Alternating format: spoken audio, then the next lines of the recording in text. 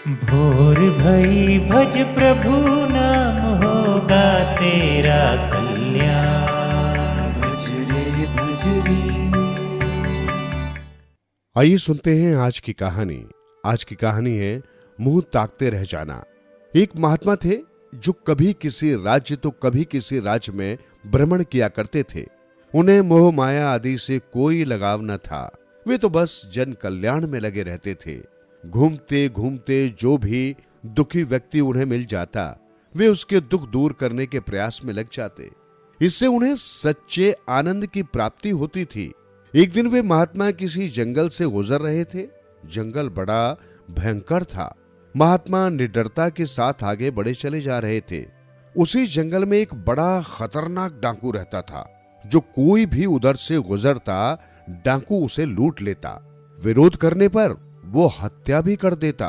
लूट के धन से ही उस डाकू की जीविका चला करती थी।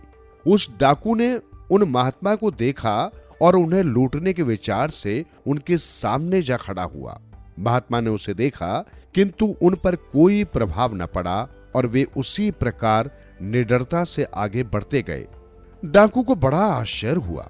वो पुनः उस महात्मा के सामने जा खड़ा हुआ और बोला, तुम्हें मुझसे डर नहीं लग रहा?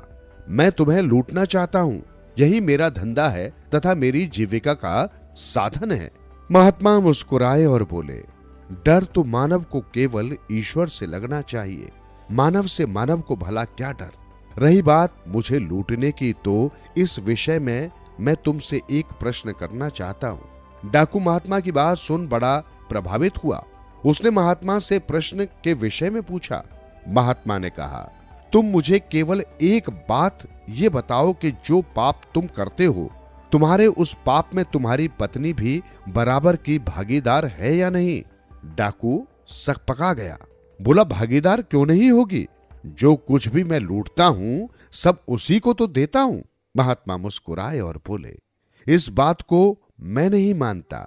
तुम जाओ और अपनी पत्नी तथा बच्चों से पूछ कर आओ कि क्या वे सभी तुम्हारे इस पाप के भागीदार हैं या नहीं। डाकू मुस्कुराकर बोला, मैं तुम्हारी चाल समझ गया। मुझे यहां से भेजकर तुम भाग जाओगे और मैं तुम्हें ढूंढता रह जाऊंगा। तब महात्मा ने कहा, मैं साधु हूं और साधु झूठ नहीं बोलता। मैं वचन देता हूं कि जब तक तुम नहीं आ जाते मैं कहीं नहीं जाऊंगा। डाकू ने उनकी बात मान ली और दौड़ा दौड़ा घर गया। घर के बाहर उसके बच्चे खेल रहे थे। उसने उनसे पूछा कि वो जो कुछ भी लूट कर लाता है, क्या वे उसके पाप के भागीदार हैं? बच्चों ने कहा कि हम तो जो हमारे पिता लाते हैं उसे लेते हैं, उनके पाप से हमारा कोई लेना देना नहीं। डाकू उसके बाद अपनी पत्नी के पास गया और उससे भी वही प्रश्न किया।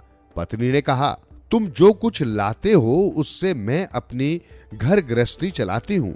तुम्हारे पाप से मेरा कोई संबंध नहीं है। डाकू अपनी पत्नी का मुंह ताकता रह गया। अब उसकी आंखें खुल गई थी।